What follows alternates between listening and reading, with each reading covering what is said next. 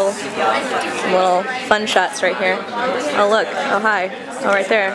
And then who's this?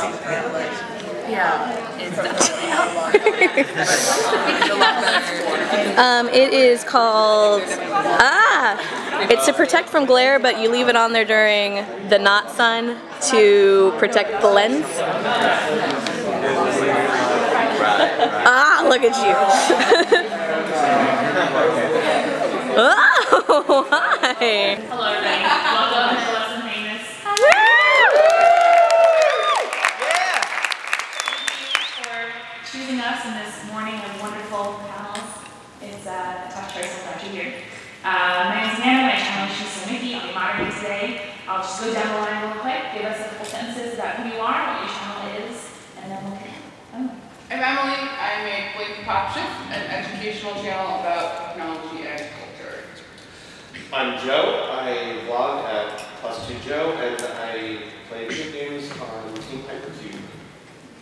My name is Linda Barcy, and my channel name is OpenLB, and I started a blog when I couldn't get the idea out of a year-long experiment / writing studies project, in which the first video would be called How I Stopped Dating and Started Writing. My name is Leslie. I am a blogger at Leslie Founder Grail, and just started a web series, storytelling web series called One Time. Woo. Ow! My name is Ricky, and I make videos on my YouTube channel, and I make videos about my interests, including Doctor Who, Garfield, and several other things. Awesome. So I hope we're all here because we agree that you don't have to be famous on YouTube to matter, and that it's really, really cool to be both a creator and a fan. But we're not going to talk much about it because I think we all agree because we're all here. So what I'm going to start by saying is, so a couple of us are about, your channel's about a year old. Linda, you've been here a little over a year, I think. Liz been 6 years. The rest of us are kind of in the middle of the range. So what has surprised you over the course of making videos? Either your expectations that you initially had, have they changed, or just something that surprised you about the community, like your fans, about your videos over the course of your channel? Anyone? So I think what I'm really surprised about is how my goals have changed over time. And like when I just started out, I just wanted to make videos to meet people and collaborate with other people and get to know people outside of my tiny little spectrum that I had in Mississippi. And over the course of that, I started in high school, and then I'm now 2 years out of college. So it became more of an outlet for me, and not for any way of making subscribers or anything. When I started, I just was like talking to people back and forth. But then I realized after a while that if I started writing down everything before I make videos, I sound a lot funnier and better than I do anywhere else. So I use it as kind of experimentation as a form of writing and making jokes and I guess arts of storytelling. So, and that's ever so changing. I guess even in the last year, my goals have been changing to maybe kind of use the art of storytelling in other ways. So, and incorporate other people. I think I was most surprised that the panic attack stopped eventually. Every time I put in a video.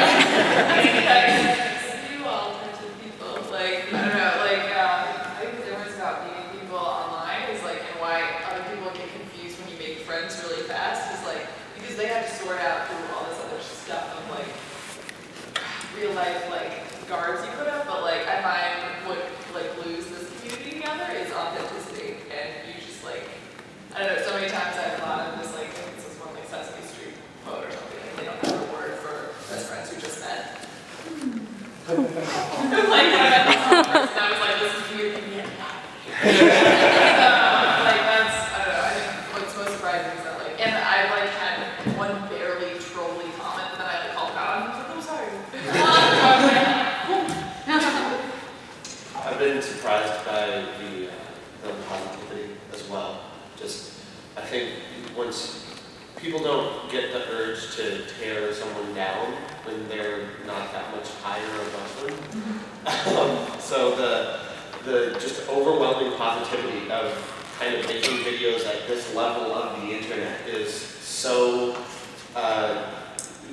against the idea of what the internet really is.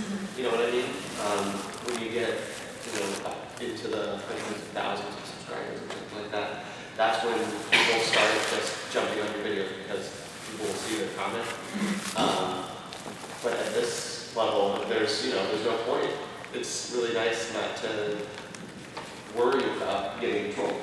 Exactly. Something I'm being surprised about just right now is that I think I have all of the trolls. There's so much negative comments on my video. And I'm actually kind of surprised that I kind of like getting trolled because it's like watching the internet be dumb at you. It's so fun. So can you say a little bit about having videos that are kind of more searchable? Like people search for your videos, kind of stumble upon them versus subscribing to you and being here for your video specifically. Does that happen to you? Yeah, I think that there's a lot of searching and like they're about like topics that people are maybe like looking for, but I guess I'm not sure why. So many people have mentioned like, it's everything's so warm and positive. I'm like, where did all these people come from? I apparently just attract all the trolls. I'm attacking you guys. Yeah. Sorry. Do you find that they're attacking you or what you're saying? Like, Me. They never attack what I say. Do you think it's a function of being a woman talking about internet engineering? Because most of my channels are female, so Yeah. I feel like a lot of us come from a specific pocket of safety nets that's like your criteria and fandom world. And I don't know, when I found you weren't part of that. And then I guess like the content just attracts completely different people. I don't know. I want to take the trolls away. It's fun. I mean, has anyone had a comment or have comments frequently that make you change your mind or that kind of cause you to rethink things in a new way? My commenters recommend me like media and like critical essays on things I'm talking about all the time. It's like a great source of media recommendations. Well, sometimes a lot of times when I'm writing my script before I vlog, I don't know how to end them. It's like my one thing, so I'm just kind of throw it away at the end, or I just do something weird. And then I got one comment. It was like, come on, I know you can end this. Like, I know you can like close it out because they've watched my content for a while and they believe that I can. And so since then, I've been trying really hard. So it's like, I don't know who this person is. I can't even think what the username is, but like a paragraph just like making me. I got one comment earlier, which I'm really thankful for. He disappeared after a while. It just came in and he was like, look into the lens when you vlog. And I was like, you can't tell me how to. And my roommate was like, it's covered. And I was like, it makes me nervous. Sharing it, just do it. I love it. I also wrote down some commenters' responses to I asked this question of people in video. So I have just a couple of commenters' responses here. If this applies to you, also give a little woo. The first person says that they started vlogging because they were bored. Someone said I'm here for self-expression, sharing, learning, communicating, fooling around, experimenting, and having fun. I like meeting all kinds of people and growing with them. Great that you can, keep us started. Listening to me since we were in high school, and now we're college graduates. It's, you're growing as a person over time. It's embarrassing. I'm super embarrassed. I dress much better. I know how to do eyeliner now. So, other responses, any videos so I can look back at my life at the end of my life and say, wow, this is awesome. Yeah, woohoo! I already narrated my life in my head like a YouTube video, consequence of watching so many, so I just made some. Thought it was neat. The videos I make are for me and my enjoyment, and I'm just glad I get to share them. I felt like there was something in my life I wanted to talk about or remember, and to find people who share my interests who don't live near me. Which is that's the good stuff. We all also, speaking of sort of reasons to get into this, we all have day jobs though. So how has your YouTube life affected your professional life or vice versa? Maybe Joe can start because he kind of came at this in an interesting way.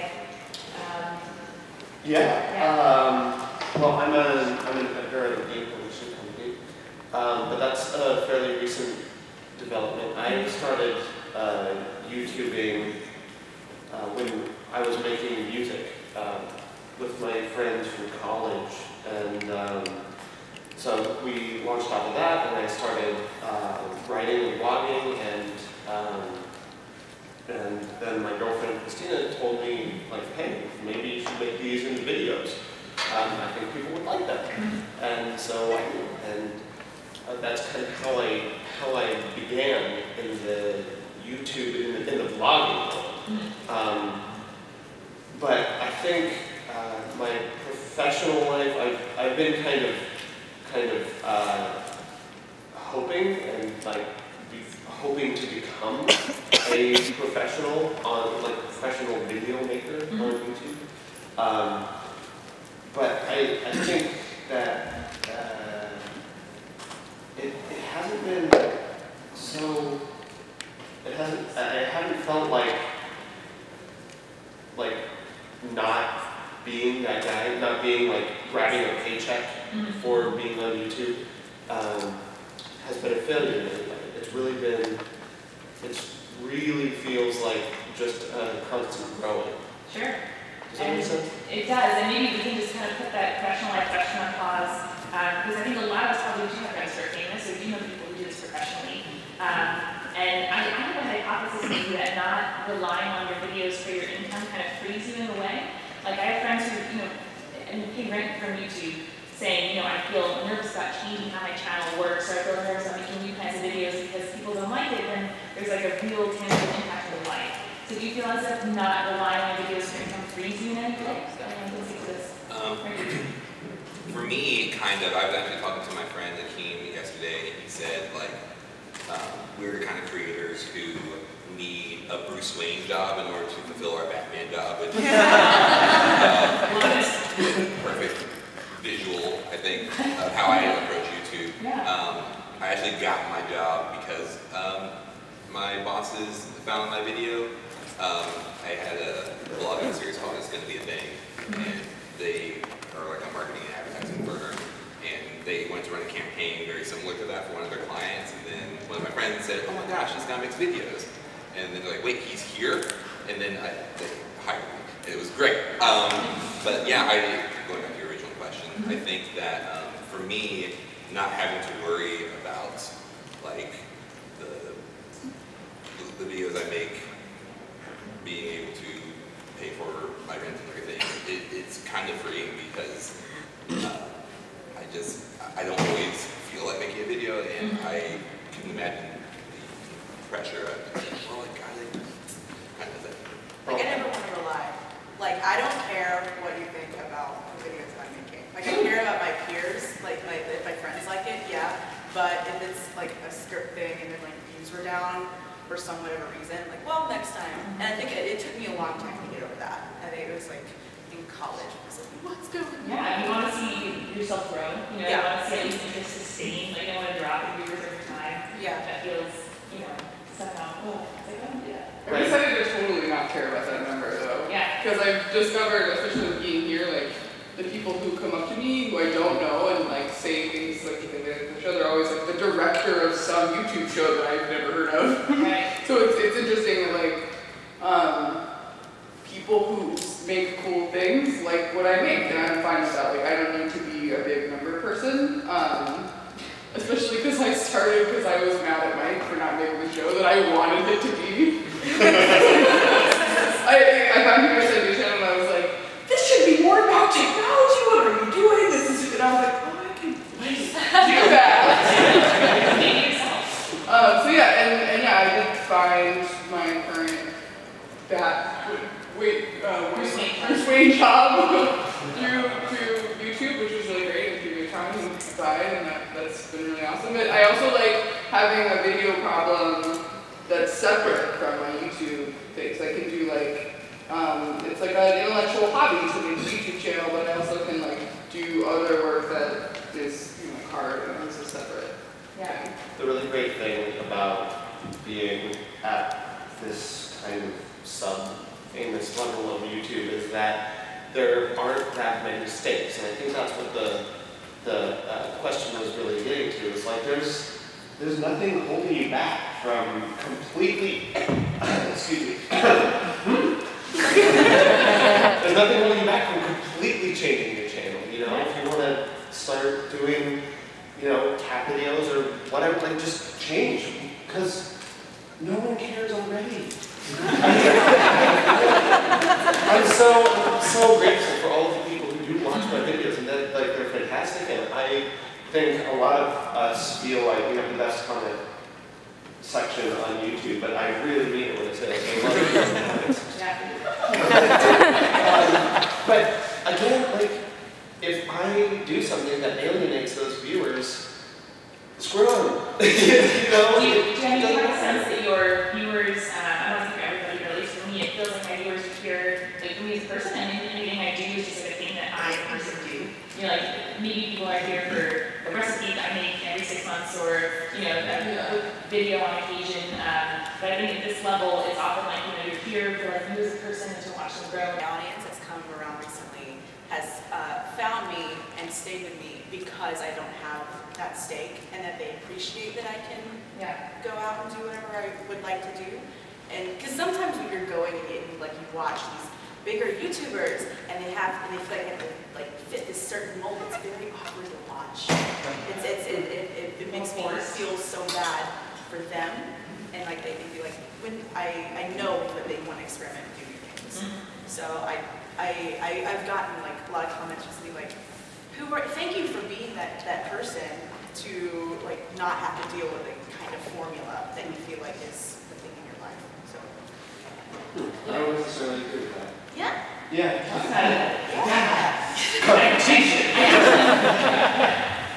I think that no matter where you are on everybody's always looking up.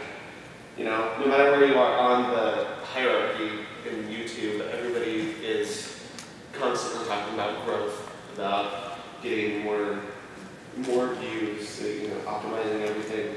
And I think the thing that I'm getting most from being at this conference and seeing some of the keynotes and things like that is that you shouldn't be afraid to lose what you have, because that's when people start like you said, it gets awkward. But I think that that not having that fear is what lets those, you know, bigger YouTubers continue to grow. I don't lose what I have. I know, it's scary. So do you feel like you never watch them? Like, I feel like once I was getting 500 views a video, I just stopped paying attention. Yeah. I don't look at the subscriber numbers or the view numbers or anything. Like, I just completely stopped paying attention to it. So I always look. I'm curious to see how many people keep coming back, and some videos are more popular than others. Like, I think I'm most proud that this video is a career in creative arts work that did really well. And I was like, literally, my jam was like really ill, and I was like, I just want to talk about something, guys. And like, it was not supposed to be a glamorous video, and people just loved like talking about this taboo. Anyway, so I always watch the numbers, but I also would just ask the questions like, what do you think? I really think that speaks to something that's inherent in what we're doing up here. In that, like, we don't relate to our videos the way famous people relate to their videos. What is it? We look at our videos and we make content, and it's good content, and we like our relationships with our viewers and things like that. But watching some of these panels, you know, people talking about, you know, making sure your tags go out, making sure you're tweeting at the right time, favorite your own videos 2 hours after you put it up so that it goes back up in the, like, we don't do that. If we did do that, our videos would probably get more views, the numbers would be bigger. But I think there's just, we don't do what we know that, you know, you should do to make your video big. But that's not, you're supposed to do any of that stuff. right, optimization is like this labyrinth. I actually do, and I don't. It doesn't make that much of a difference for me because I know that there are other strategies. Like I post on different blogs, I tweet, I do all these things, and be up above 10% of my subscribers. Everyone subscribe to Ricky when you get it. But it's like, I think I've just kind of gotten used to not having like that big of a like surge of views, or having that big surge of views and having that like really matter in terms of just like other people subscribing. It's just like, oh, the video will get a lot of views, but then there's like a huge drop off. Like, so it's tough, like, because even if you do follow the algorithm or the best practices, it's still just like, yeah. Yeah, so here's a kind of follow-up. So if you're not looking necessarily for growth, what do you hope to accomplish with each video? Like when you hit upload, when you think like, I hope this blank, and then how do you measure that? How do you figure out if you're going to do this? I have way too many other things to do. Like, I get up and I'm just like, cool, close the laptop, come the next thing. Yeah. So for you, is it like getting an idea out of your head into a thing, and then it's made, and then you're happy? Yeah, it's generally like, I saw something and I like got mad about it, and like, I can't continue to be mad about it because it's just taking up way too much space in my brain. So now let's just mush it into a script and make a video, and then just like move on. Because I never, like, I don't know, I'm just not a strategy person. Maybe I should be. This may sound narcissistic, but my goal is to be able to upload something and then want to watch myself more than once and enjoy what I am making. And I have two different goals now for Leslie Grounded Girl and for One Time. And I feel like, going back to the professional life, I feel like I wasted all of my energy on my professional life. I make YouTube for theater stuff. That's me. And I feel like I want to use that for that thing, but then kind of my vlog is my oasis. I can do whatever time I want. And then like, for One Time, it's completely bigger stakes because I'm curating videos from other people, and they range in large and small YouTubers, and I want to make sure that the smaller YouTubers get as much attention they deserve, because they deserve so much attention, because they're all so good, Jesus Christ. And it's like, that's a different kind of pressure. Yeah. So, that's what I look at it up as well. Yeah. For me, I'm like super extroverted. Any ENFPs out there? ENFPs? Yeah. Awesome. Fictional or like analog. Like who else is an ENFP that's a fictional or real celebrity? Oh no, ENFP, Myers-Briggs. No, like who's an example of someone? The same thing. Oh, Tracy Morgan or Tracy Jordan. Big difference. Sorry. We'll look up later. But like for me, anytime I make a video, it's just like sharing parts of like my life with people. Like my favorite part is just waiting for the comments to come in and just like talk with people, because I've become like legitimate friends with so many of my subscribers, and they are just some of the coolest and best people. Like I invited at least 5 people to my wedding from YouTube, who I've only known from YouTube, and because they've become. Have you seen his wedding video? Oh my God, so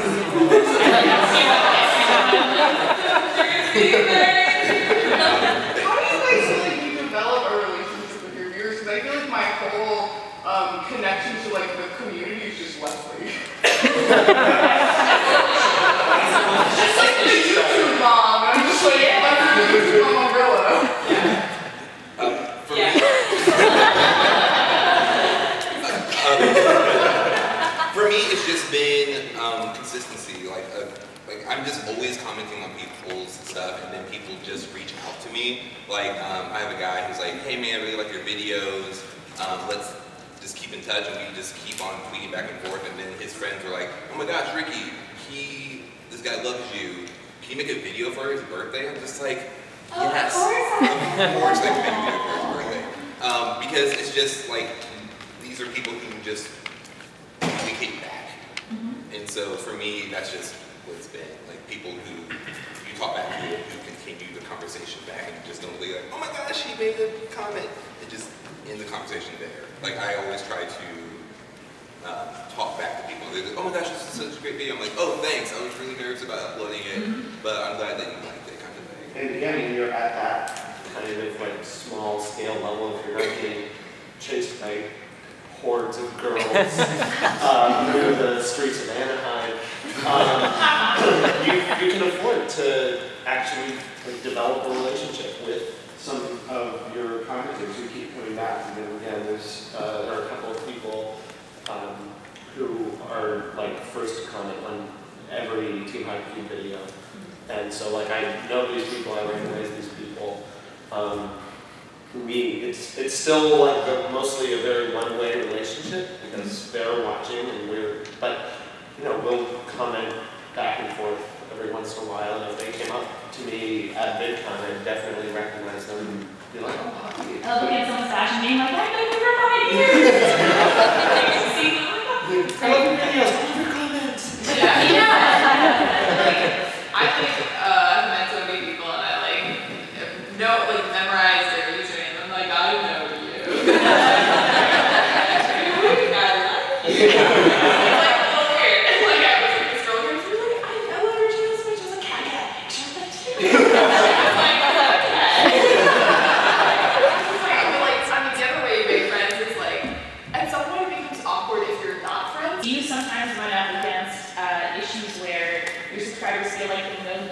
But the you in your videos is not the you like at home at night. Like I know that Leslie, you can speak to that of performing a version of yourself that isn't necessarily the exact same as the person that we're friends with. Right. So I script out everything, and I was able to tap into this one-tenth of a part of me, and like this sassy. People call me sassy for a while. I hated it anyway. Sassy. This kind of snarky kind of person, and it was that's just like a heightened version of a tenth of me, right?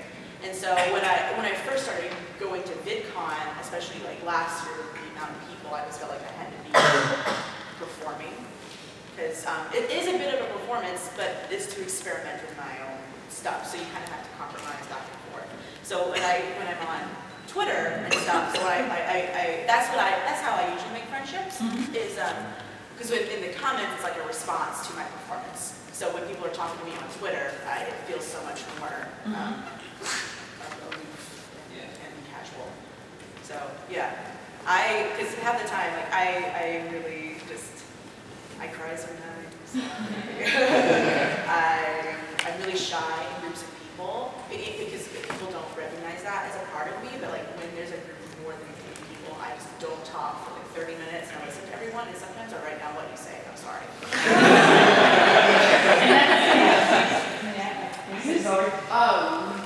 I feel like EDU is like a little bubble, and I have multiple people in this little bubble. Most of the meeting people has been a lot of like, oh, I also watch this EDU channel that you make, and so there's a lot of that, which I feel like is maybe, it's more like your peers. Yeah, like I think maybe that's more like the community that I feel like part of is people who make these educational channels. So that's also, I'm realizing that that's most of the people that I would like talk to on Twitter. It's like people whose videos I would also be watching. But being a performer, like I never expected that to happen. Like I went into it being like, I'm a writer. I just write things and then say them on camera. But now I'm realizing that yeah, you like turn on a thing when you're in front of the camera, and then later on you're like, okay, tired now. So you can access it though. So like what I realized over time is that I can bring that, because like I'm using some of it right now, and I'm trying to think what can I say that makes people laugh. But yeah, what's nice is you can reach that part of you, and then you wonder, oh my God, is it actually like, is the heightened version now part of you? And you get into this weird thing, and you like don't sleep, and it's really terrible. Yeah. For me, like I think, oh my God, I should really post the first vlog I ever. It took me 6 weeks to make my first vlog, so you're starting to you want to post right now. Maybe I'll just post the first. Oh God, it was so bad. It was so bad. I like talked for like 2 hours, I think, because I couldn't get out on it. It was so painful, and it was the 3rd try. I finally got my vlog, and I literally like meditated for 15 minutes, just like chill, just be a normal one. But what I really like is like I find that I've found a way to kind of be whoever I am that week. Like some weeks I'm kind of down, some weeks I'm kind of tired. You can like tell there's like a flow of my videos, but like I guess like I kind of wanted to make like a reality show of my life, like a voluntary one of like because I love change, and I love like my favorite fiction stories are coming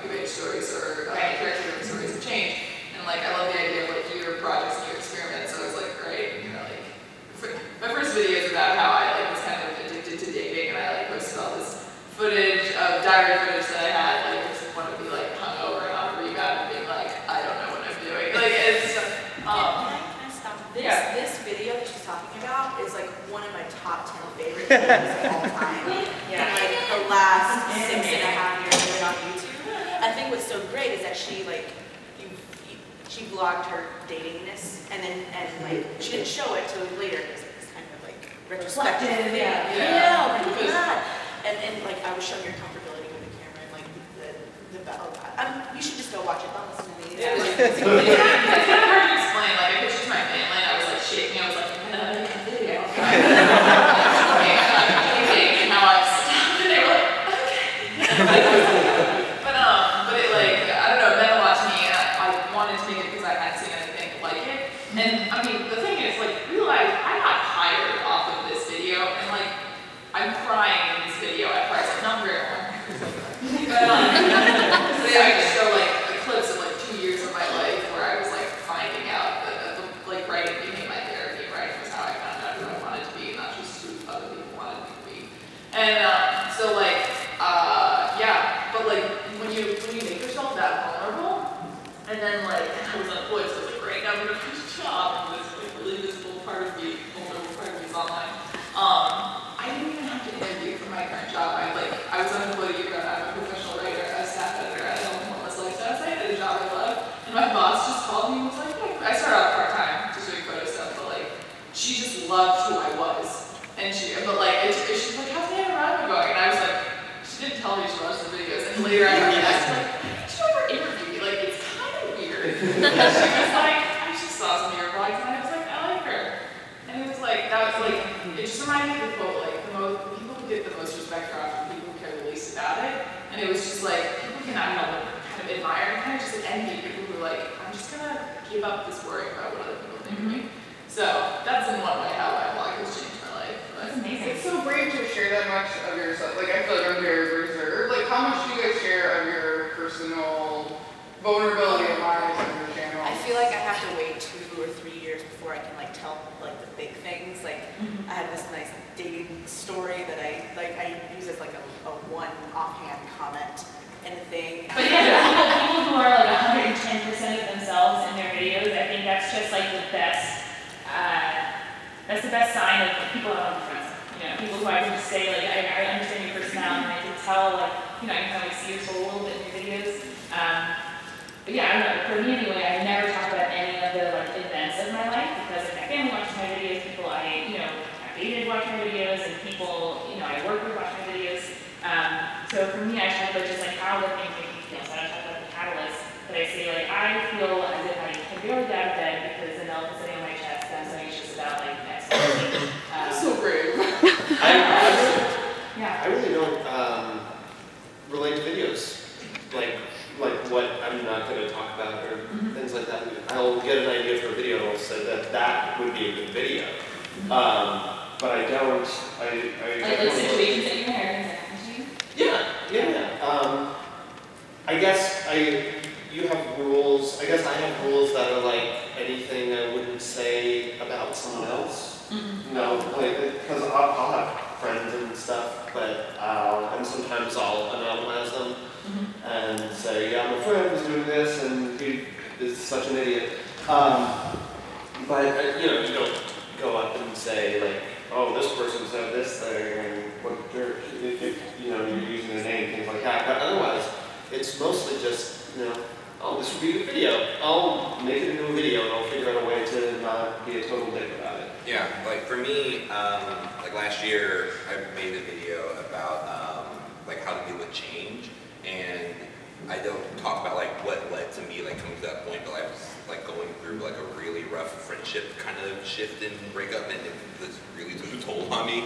And so I don't necessarily say, hey, I'm going through this thing, so this is me processing it. But like I just get the new information, and I kind of go through and deal with something, and then I'm like, I think I can share this with people. Like I just posted the last video was about like overthinking, and like that's all I was doing. I'm just like, I want to make a video, and I just couldn't think of anything. I'm just like, I think I just got to make a video about this thing that's happening. Isn't it amazing when you see a video of someone else narrating your thought process, and then, oh, I thought I was the weirdo whose brain did this, but actually someone else just said it. It heals here, I think. She made a video that made me cry. It was the most, I think my favorite time to cry, and this has happened a lot where I It's the time where you read something that you felt, but you never heard it articulated by another person. And it's like the most comforting feeling, and I just like will instantly cry. And yeah, I should link to that video. It's just like really good. It was, but about how like using other people as like an open diary where you and yeah, it was just like, yeah, it's really good. So we're talking all about how much these videos mean to us and how profound our reactions are, but it's sometimes hard to sum in a comment to say like, this spoke to my soul, or you know, whatever. Like, so it's hard to sum that up. So maybe as we kind of transition to question time, how can we be better like community citizens? Like how can we, you know, convey how much other people mean to us in the community? Like, is it policy? I try to comment on every video I watch. It's hard sometimes when I'm like straightening my hair and like watching videos. You know, I don't have like I'll pause and I'll write something and I'll say like, thanks for making this, whatever. So how, you know, what for you is being a good community citizen? Creators, you can't be passive anymore. Like you really can't. Like you have a subscription box for a reason, and most of them are people that you love and adore. Just comment on their videos. There's just comments, just like something, because it'll show up in like a tab. People look at it. I look at it all the time. Just do whatever you can to share somebody else's work, because that's my big goal, and just let them know that somebody else is. Sure. I mean, for us, less than famous is 5,000 subscribers. You know, people might have 5 or 10 subscribers that they're super proud of, and they have taken them 3 or 4 months to make. And so, you know, if 10 people visit your channel and see that you like someone's vlog, you know, that's a huge gain for them. So, it's, you know, maybe that passing on what we hope. Oh no, I just like, it's true because a lot of times when I came in, people were talking about like YouTube, and I didn't understand the problem, but it was that like YouTube changed the algorithm of which videos will come up, and like I mean, Facebook can do this, so it's dependent on that. Like it can be hard. So like really, it's a word of mouth and like reputation. I mean, that's how my entire audience has grown, and like I got really fortunate because like I became friends with one YouTuber, like Wes Croucher, and she just tweeted my video, and then like. That's like countless people who just like really care about moving the community forward. So that's something I wanted to do more too, especially 2 people who are awesome community, convincing Vince and Tulaka Stories. They like, or Vince and Alex actually. But like they're teaching me so much about this community, like about like there's a club for people who come to Vidcon alone. And like they all it's so amazing. What is it called again? Oh, that's amazing. You're all stars.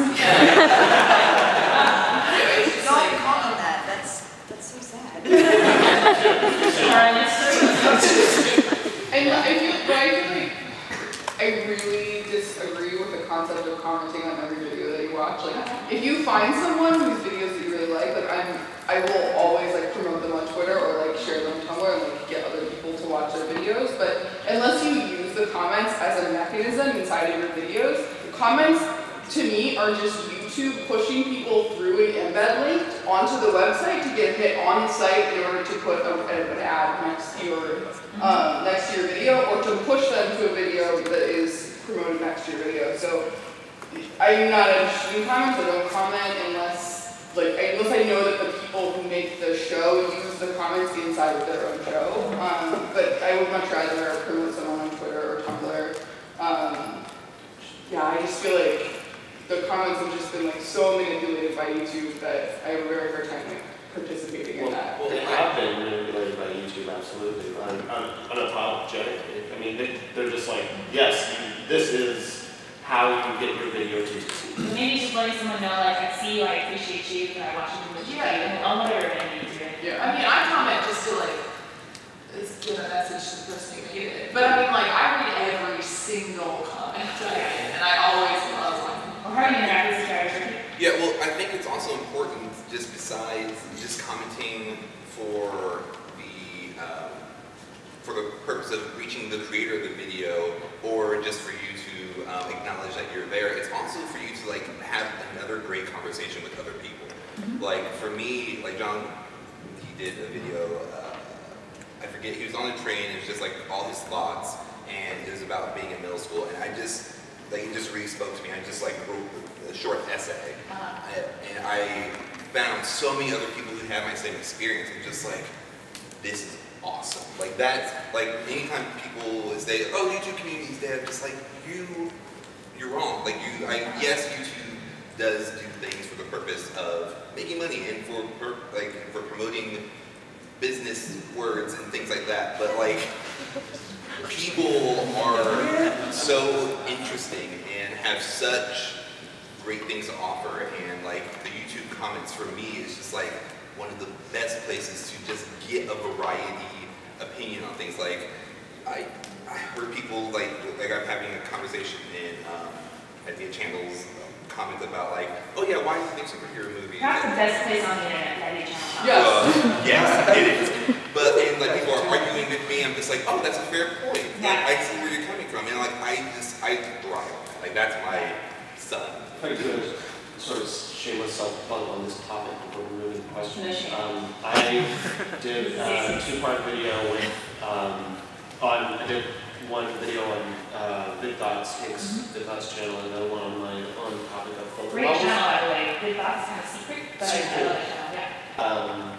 Where you are just seeing a different internet than everybody else at this point, because YouTube videos are being, or even if you're subscribed, you're seeing only what YouTube is showing you, and you're only seeing the Facebook friends that Facebook is showing you, and Twitter doesn't really do it. Yeah, but let me select your peers. Yeah, exactly. And you start to see just completely different Google results than the person sitting 5 seats down from you. So like you're seeing a different internet. And so in that environment, clicking, liking, subscribing, and commenting are becoming more and more of like a civic duty. Almost. I mean, you extend other people's thoughts. Voting with your clicks literally changes the state of the internet. Like, it actually changes the results for everyone involved, for you and for everyone. Verbally click right now. We heard 2 recommendations from Linda. Anyone else have 2 recommendations or even one channel that people might have to subscribe to here in the audience? We'll put it in. We'll do some show notes after. Looking Glass Universe is the best physics channel. I'm sorry, Henry. She's this great, and she makes like little characters, and it's quantum physics, and it's so good. Great, thank you. I'm Malia. She has about 3,000 subscribers. She does a lot of artsy experimental stuff, but she also does vlogs and did the kind of like a Liker chain, but there's like the Pass On project, and that's mostly regular smaller YouTube circle, which is great. Awesome. I'm a huge fan of Hyper Malia. Yes. Yes. She's getting bigger, so she's just this adorable, awesome, like super energetic vlogger. Who's in college and is amazing. I've met her a couple times. I don't think she's here, but she did this year. She broke my heart. Rick, any recommendations? Or you can tweet later, come to it on Slack. Yeah, to me, I was trying to narrow it down. I would say Nerd Sync Productions. He's a guy who just talks about comic books in such an interesting and amazing way, and we're friends, and because we just recently started talking, we're texting about like, hey, so how does Wolverine's claws even work? Doing research, and long story short, they're like claw extending muscles. Anyway. Where is the sword? The sword in his forearm. Like, are they actually the lightsaber? Like they push it into the bottom? Is that how it works? Yeah, absolutely. But he probably can't, I'm sorry. Also, very important what is Bruce Wayne's day job? Is it just being rich? Yeah. I'll take that any day. That's fine for me. We're allowed to run until 10:45 while the grounds are being a little bit delayed today, so we have plenty of time. How's the World Cup going? Anyone have an update? 1-1. Well, 1-1? Okay. Alright, so everyone's happy right now. That's good. Any other questions? Anyone else? Yes, Mike. How do you guys deal with like the difference between subscriber counts and view counts? And like, how do you stop caring about that? Sure. And if you can please let us know what your name is and if you're able to stand so we can see the full face. My name's Evan. I'm the copy enthusiast. I'm a daily blogger. Have been for almost 2 years. But like, awesome. I've got like a very small like 20 to 30 views per video, right? And I know that's like 20 or 30 people, and that's great. Sure. But like, there's no engagement, I find. What's your channel name? The Coffee Enthusiast. Did you go to Ron's email? He said that in his video, I think it was yesterday? Or in this video, or the day before, like, you can't care about how many people like what you do, but who loves what you do. And I just, like, if you can find those 20 people, like, just talk to those 20 people, and 20 people are talking to you about your videos, then, like, that would probably make you feel more like, 20 people love my videos. And also, a big thing for me was just realizing that the subscriber count more so reflects people who thought at one point in time that you're subscribable. Right. Like, that's kind of the thing that helped me to just realize, like, there's never going to be 3,000 people who just, like, every week and watch my videos, because it's just not reflected in the numbers. So I think just trust those numbers and go from there. Like, just in terms of the whole comparison. Think of it like 20, 30 people. That's a classroom, dude. That's That's really. I think. So is it a matter of not getting comments? Yeah, it's a lot. Do you, I think with daily blog it's a little bit harder perhaps, but I find it helpful to think out loud and to, you know, in my videos I might be explaining something or sharing an idea that I had, but I'm also saying, like, I wonder if this is different, or like, you know, I'm not sure this makes sense, or, you know, does anyone else have a question? And maybe in your daily life, you know, you're not like coming to the video with a thing you want to share, you're just kind of like sharing what is going on. Maybe it's thinking out loud, asking questions, or like, oh, I don't know who you guys are you watching my videos. You're like prompting a certain kind of comment. You're like helping them prime for a comment. I mean, Yes. They never commented or anything like that, so I didn't know Right. that even existed, right? Yeah. Or even just saying, like, it's really important for me to see, like, I love seeing comments. You know, like, you're saying that in an interesting, like, I love seeing comments, I love knowing you're watching. And if people are caring, and just don't know that you want to see comment, you know, comment. I would say as a way to kind of help make it easier for people to engage, is like what I try to do with videos, the more I make them, the more I just really love having one idea that I want to communicate. And like, because videos aren't a conversation, it's someone just talking at you. So it's like, I try to make it just like as easy as possible for it to be really interesting and clear. Like, I edit down my videos by like 90%. But like, I'm really honest when I film it. But I just like, going in now, I much more have like, I just want to say one thing. And like, it's much easier for people to like, talk about one thing rather than presenting a lot of ideas, which is like one in depth. Because like, yeah, and then the other thing I do is I've noticed that if I just tell people to comment or tell them what they think, they will. Like, I don't even like think of it when I just say it. Like, it's just kind of afterthought. But I noticed there's a clear difference. It's like, it's an invitation. Like, it's like the difference between like, I'm having a party and be like, come to my party. So yeah. And, oh, cool. Thank you. Thanks. Oh, wow. Just start eating, then we'll go to this. My name is Christian Rebel, and my question is, I'm trying to go through a transitioning phase right now, and wanting to open up more, and I do like topical blogs and stuff like that. And I'm trying to open up more. I was always known as a very introvert type of person. So how do you guys have you guys ever gone through that type of thing where you're an introvert but you want to open up more and talk about more stuff? The first, I stumbled through a lot, and I think writing really helped me, writing on everything, because then I didn't really articulate what I was going to say when I was in front of the camera, and I was like, for like 4 hours. 1 hour, that's why I was like 4 hours. Okay, but then I would write everything down, and I was like, oh shit, there's so many big ideas here.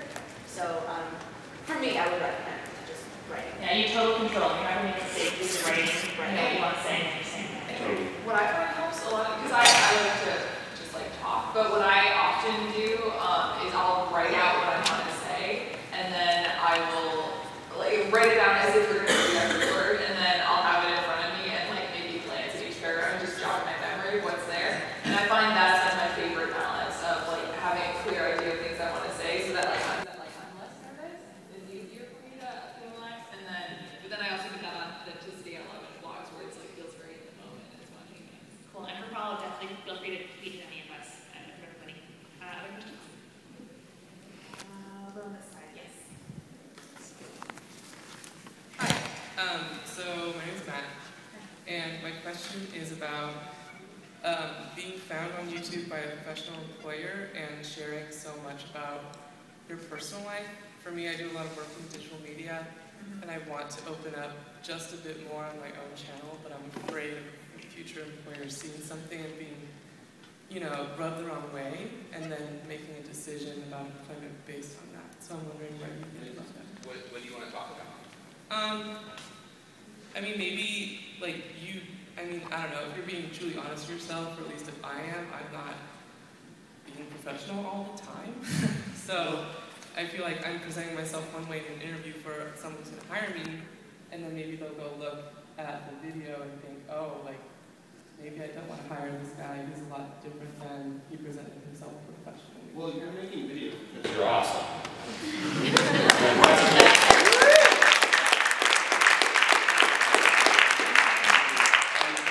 And that's what you're doing.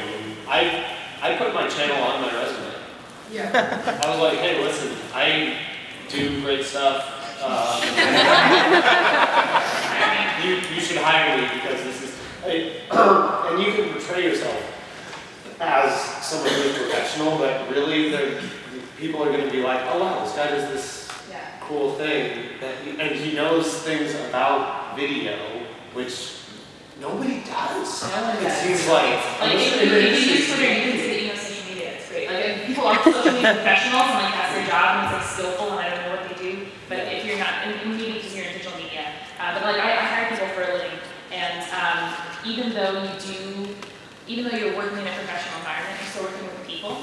And so for me, when I walk out of an interview and the two resumes look the same, and one person in their interests at the bottom say that they love Harry Potter, they love writing, or I just kind of get a sense of who they are, and I make a comment about, oh, I was at the beach last weekend, isn't that amazing? Just like, you want to bond with the people you're working with other people too. So, if you don't want a boss to see it, maybe don't put it on the internet, and I think it's a good rule to begin with.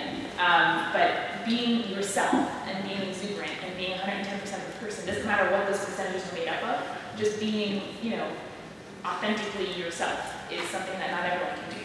Because I got hired and I made a video in my underwear and lip syncing. I'm laying victorious in my bedroom. I think you can do it. If you're really that worried, I've seen people do this. They set up a Tumblr or something with like the most professional stuff, and then like they link on their resume to that instead. Awesome. Thank you. Anyone else?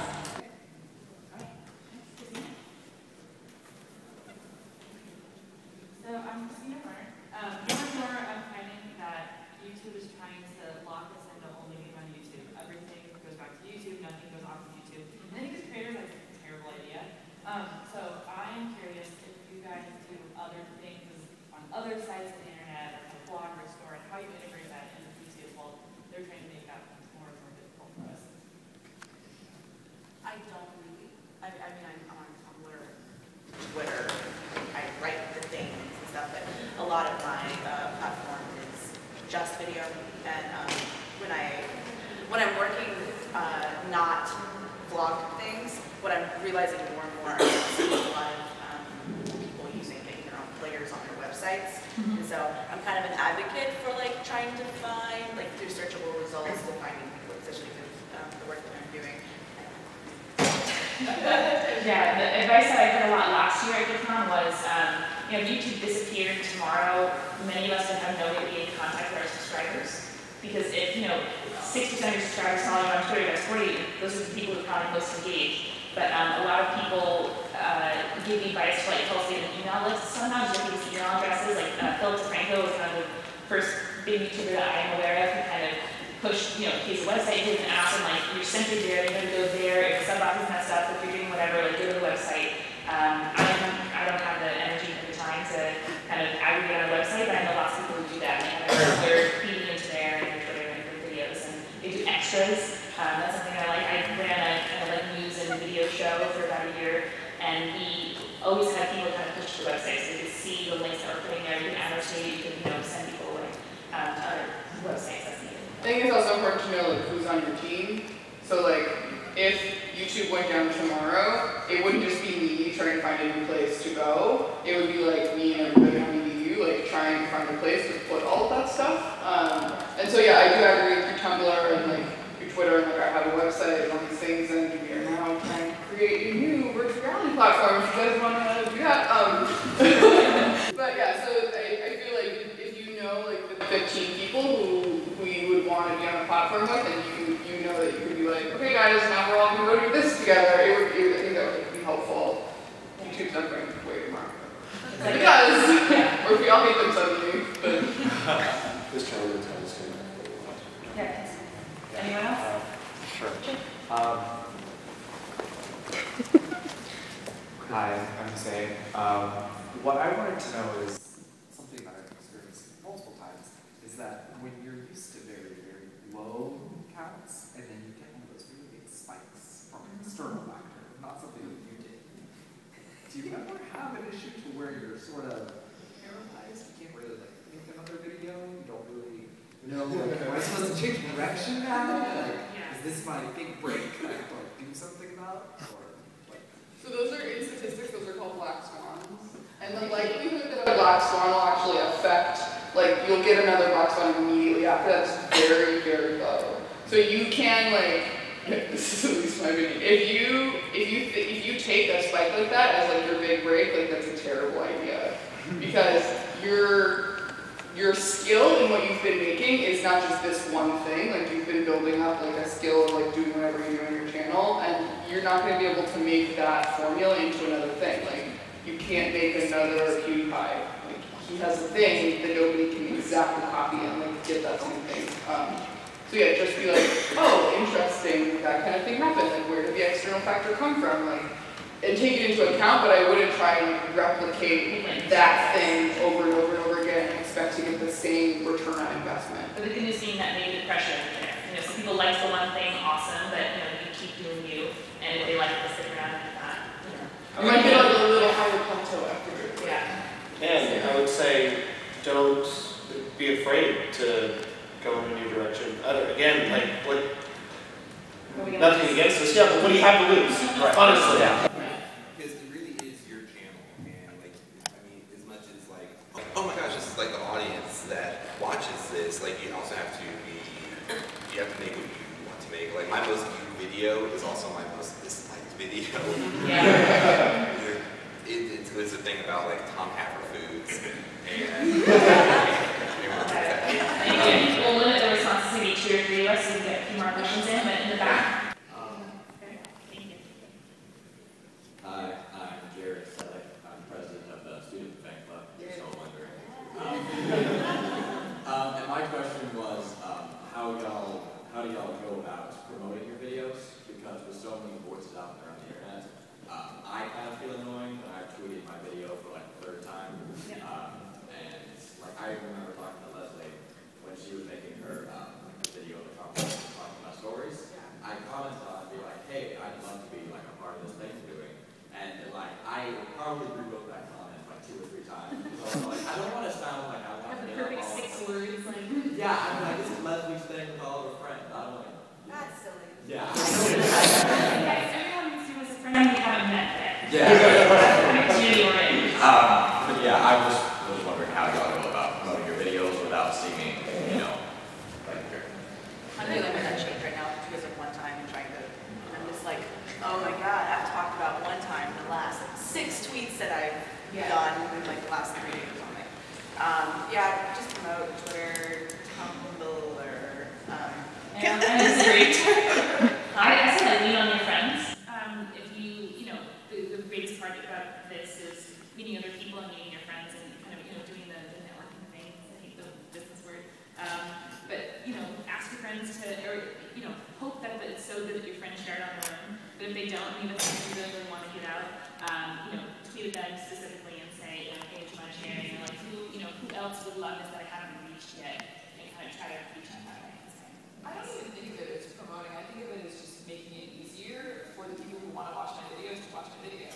Because it's like, I mean, I don't take offense when someone on Facebook posts something that I'm not interested in. It's just like, cool, we're still doing them. Good. And then, like, I don't know. It's just like, made it so much easier. Like, I don't know. I literally never thought that way. It's so hard. That was such a relief to hear. Yeah, no,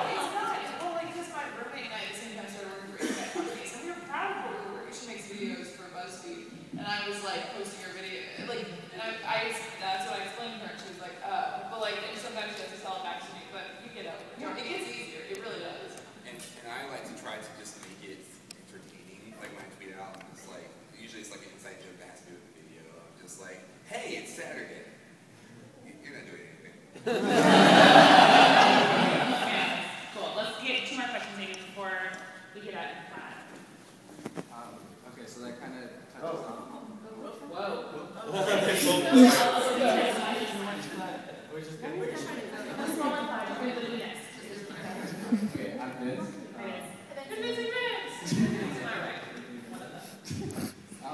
I was kind of playing off of what you just said. That was a relief.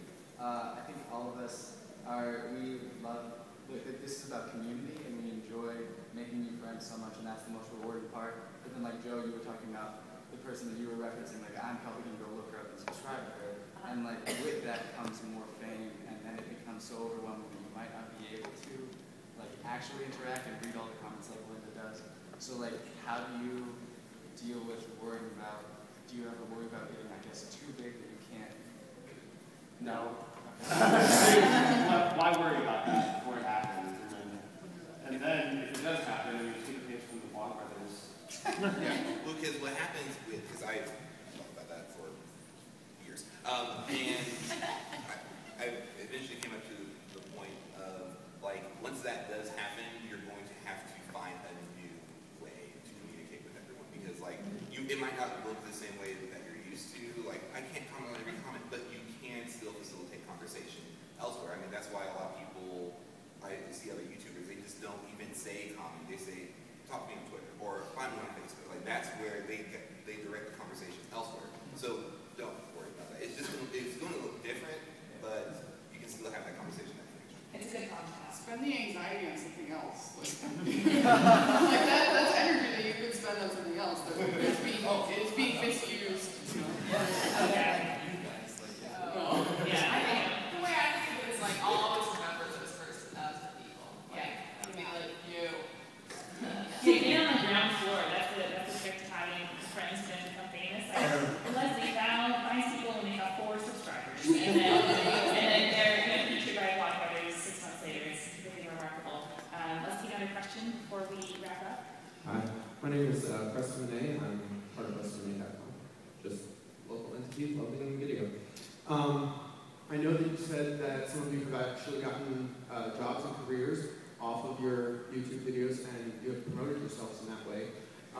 Do you all aim to eventually be self-sustaining on YouTube, or are you more happy with your current careers and just using this as entertainment or a hobby, or just keeping your community small in that sense?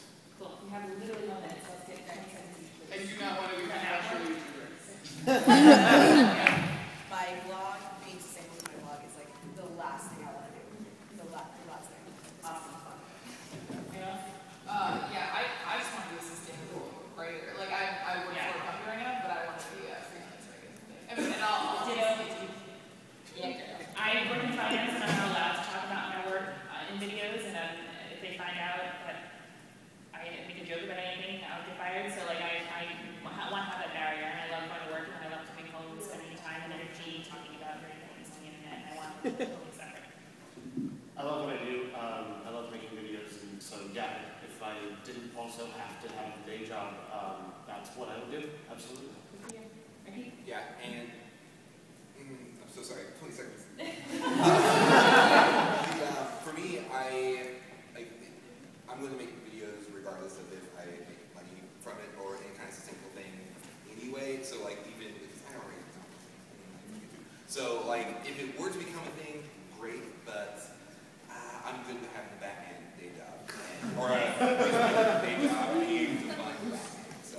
Ask us questions, please do. Thank you, volunteers. Thank you.